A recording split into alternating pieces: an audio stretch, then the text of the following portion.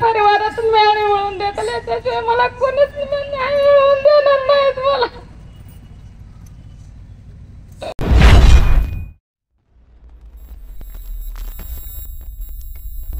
नुसतं सांगते तर अंगावरती शहारे येते, दुःखाचा डोंगर कोसळल्यासारखं होतंय मला. ऐकू वाटत नाही परभणीची घटना, मला ऐकू वाटत. माझ्या माता आणि बहिणींना, माझ्या बंधू भावांना किती त्रास दिला त्या पोलीस प्रशासनाने. यांना कोमिन ऑपरेशन करायचं, यांना कुणी आदेश दिलता? यांना आदेश होता जे चुकल्या त्यांना 4 फटके द्यायचं आणि अटक करून 4 दिवस जेलमध्ये ठेवायला पाहिजे होते. एवढा माझ्या बांधवांना मारून कुणाचे हात तोडले, कुणाचे पाय तोडले, कुणाला डोके फोडले. माझ्या बहिणीच्या अंगावरती उभारून, पायावरती उभारून 2-2 पोलीस, 4-4 पोलीस जर उभारून मारतेत माझ्या बहिणीला, त्या वचेलाबाई मानवतेला. बाळातीन बाईला सोडले नाहीत, छोट्या छोट्या मुलांना सोडले नाहीत. ह्या आज बहिणीच्या अंगावरती एवढं उभारून जर मारले तर बाईला, माझ्या मुलाला किती मारले असतील ह्या पोलिसांनी, माझ्या बंधवाला किती मारले असतील ह्या पोलिसांनी. विचार करायची गोष्ट आहे. ऐकू वाटत नाही, पर उरावर धोंडा ठेवून कंबर खचून मला ऐकायची वेळ आली आज. या पोलीस प्रशासनाने लय अन्याय केल्यात, लय अन्याय केल्यात. एवढा अन्याय करायला नको होतं. आज वडार समाजाचा जरी असला तर माणूसच आहे. वडार समाजाचा असलं तर एक आईचं बाळच होता तो पण ह्या पोलीस प्रशासनाने थोडा विचार करायला पाहिजे होतं. विचार करून माझ्या लेकराचं एवढं खून करायला नको होतं, मर्डर करायला नको होतं. पर ह्या पोलीस प्रशासनाने लय अन्याय केल्या. असा अन्याय मी कधीच ऐकलं नाही, कधीच मला ऐकण्यात आलं नाही, कधी मला बघण्यात आलं नाही. पण स्वतः माझ्या पोटचा गोळा गेला ह्या अन्यायामध्ये. माझ्या अन्यायासाठी बाळासाहेबांनी सुरुवातीपासून माझ्या मुलाच्या, माझ्या पाठीशी उभे आहेत. म्हणून आज माझ्या सोमनाथाचा सत्य घटना समोर आलेला आहे.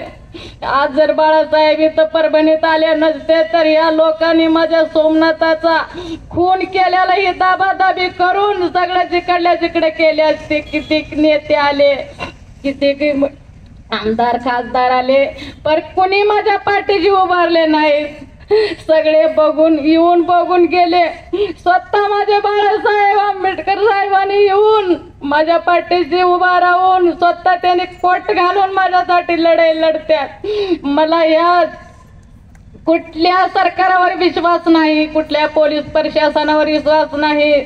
माझा विश्वास आता सध्या बाळासाहेब आंबेडकर साहेबावरच माझा विश्वास आहे. यांनीच न्याय मिळवून देतील मला. यांच्याशिवाय कुणी रस्त्यावर येणार नाही तर कुणी मला न्याय मिळवून देणार नाहीत. माझा सरकारवर विश्वास नाही. माझा जर सरकारवर विश्वास असता तर माझा मुलाच गेला नसता. यांची करती विभूती चुकलेल्याला थोडं अटक करायचं, मारायचं, पण एवढं अन्याय करायचं नव्हतं. यांना कुणी आदेश दिलं? ह्यांना कोमिन ऑपरेशनचं कुणी आदेश दिलं? ह्यांनी कसं उचलले? माझ्या लहान लहान बहिणीवाला उचलले, भावांना उचलले. ह्यांना काहीच दया आली नाही. हे पोलीस होते का कुठले राक्षस होते? हे पोलीस नव्हते. एक राक्षस पैदा झाले ह्या परभणीमध्ये, म्हणून माझ्या मुलाचा आज बळी गेलाय. मला ज्या पोलिसांनी मारले, किती पोलीस आहेत, ह्याच्यामध्ये किती गुन्हेगार आहेत, त्यांना सजा व्हायलाच पाहिजे. त्यांना फाशीची शिक्षा झालीच पाहिजे. तेव्हाच हे आंदोलन, हे मार थांबत, तोपर्यंत थांबणार नाही. असं करायला नको होतं. एवढा अन्याय केले ह्या पोलीस लोकांनी, लय अन्याय केले.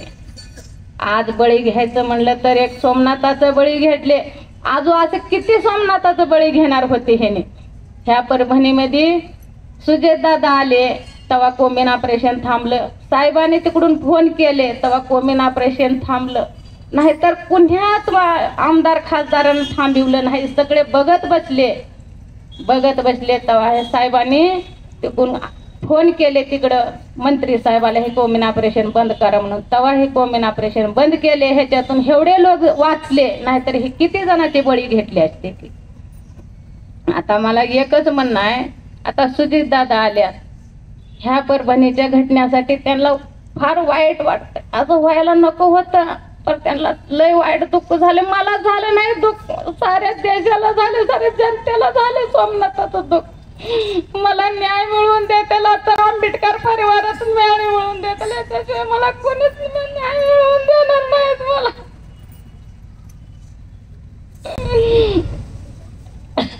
आता बास मला बोलणं होत नाही, तर मी थांबवते बोलणं. साहेब बोलते.